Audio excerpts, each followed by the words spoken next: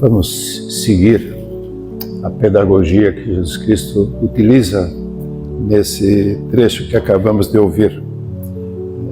Ele tem duas partes. A primeira parte é uma questão de herança familiar e querem que Jesus dissesse para como devia se dividir. Né? Jesus se isenta dessa questão, mas aproveita para chamar a atenção sobre a ganância. Porque não é tanto o legítimo direito que as pessoas têm de herança, mas o que menos conta é o valor da herança. Porque o importante é o valor da fraternidade. Aqui eram dois irmãos que se vê que não tinham chegado a um acordo como dividir a herança. E Jesus então primeiro chama a atenção que a vida não consiste na abundância de bens, ainda que seja um direito possuí-los. Então o que Nosso Senhor chama a atenção aqui para não fechar o coração por causa de bens que passam. Se alguma questão vai impedir que as pessoas tenham um coração mais solidário, compartilhando um com o outro as suas necessidades, se alguma coisa vai impedir isso, que o dinheiro fique de lado, que os bens materiais fiquem de lado. Isso é muito importante para todos nós, né?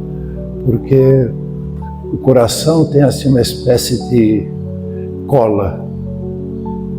Se nós não estamos atentos, as coisas que passam ficam grudadas no coração. É preciso libertá-lo.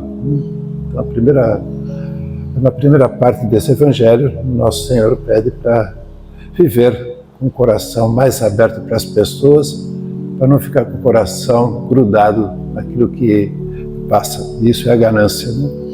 Na segunda parte, que é uma luz sobre a primeira parte, Nosso Senhor faz a parábola do homem rico, que a sua terra, pelo fruto do seu trabalho, mas principalmente pelas propriedades do terreno, deu uma colheita muito grande, e ele se questionou: o que eu vou fazer?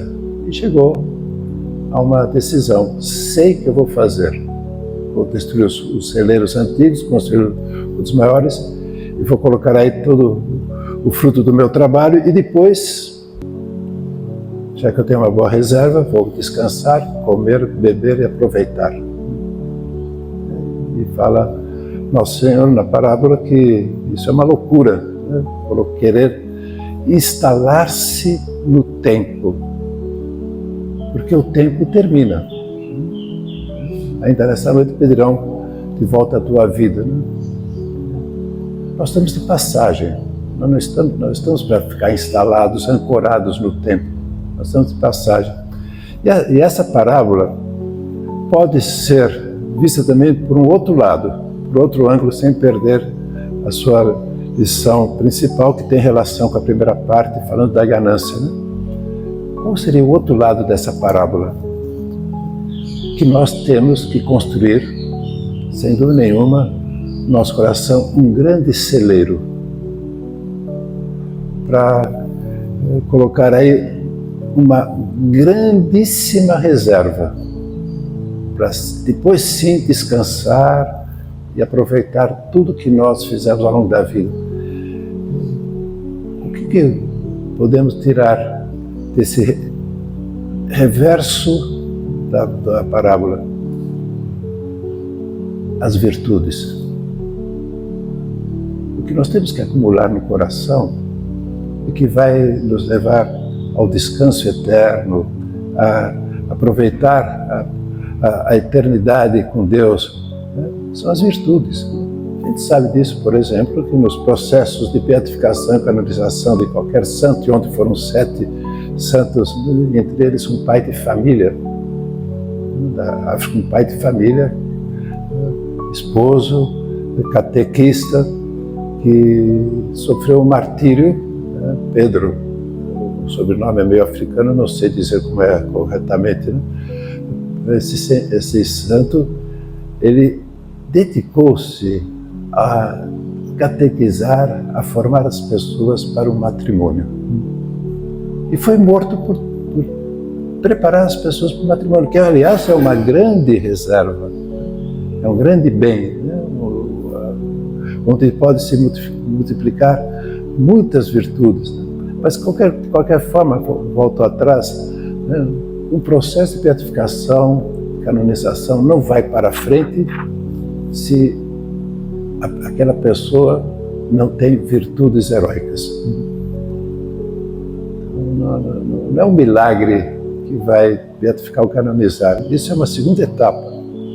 O que começa a ver a santidade de uma pessoa é pelas suas virtudes. E é essa reserva que a gente tem que ter, não para muitos anos, ao longo do tempo, mas para toda a eternidade.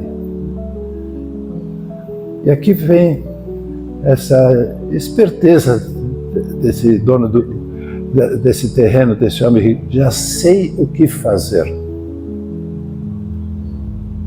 Toda virtude parte disso. Eu sei o que fazer.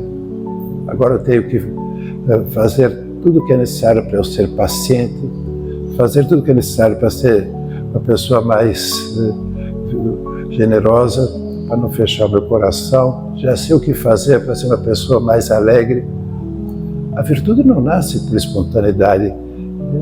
Assim como a terra de um homem rico tem uma grande colheita, é preciso cultivar as virtudes. Cultivar as virtudes para ir ganhando, ao longo do tempo, uma reserva de virtudes. Porque chega um momento na vida que, se a gente não tem virtude, o vício domina. Em qualquer idade, em qualquer estado de vida, vem as ervas daninhas, onde deveria haver flores e frutos. E entre as virtudes, na primeira leitura, deixou bem claro, né? A fé. Abraão não duvidou. Não podemos... Todas as virtudes são importantes, mas há uma virtude que cada vez mais tem que ser destacada e que tem que encher o celeiro da nossa alma. É a fé. Não duvidar de Deus. Porque a fé é o princípio da esperança. A fé leva-nos a viver uma caridade mais profunda e não fechar o nosso coração, não deixar o nosso coração grudado aos bens que passam. Então, a fé, esperança e caridade tem que ser uma colheita diária. Não duvidar de Deus. Mesmo que sejam situações mais difíceis na vida, não duvidar de Deus. Esperar sempre a ação do nosso Pai Deus. E utilizar a imensa quantidade de amor que Ele infunde no nosso coração pelos sacramentos, em primeiro lugar, e depois, quando a gente vai cultivando as virtudes, nós vamos fazendo atos cada vez mais meritórios e Deus vai infundindo mais caridade. Então, ou seja, atenção, primeira parte, atentos, porque o coração se gruda em qualquer bem material, por mais efêmero que seja. Atenção. Não ficar apegado àquilo que passa. Para poder ter o coração aberto para os outros.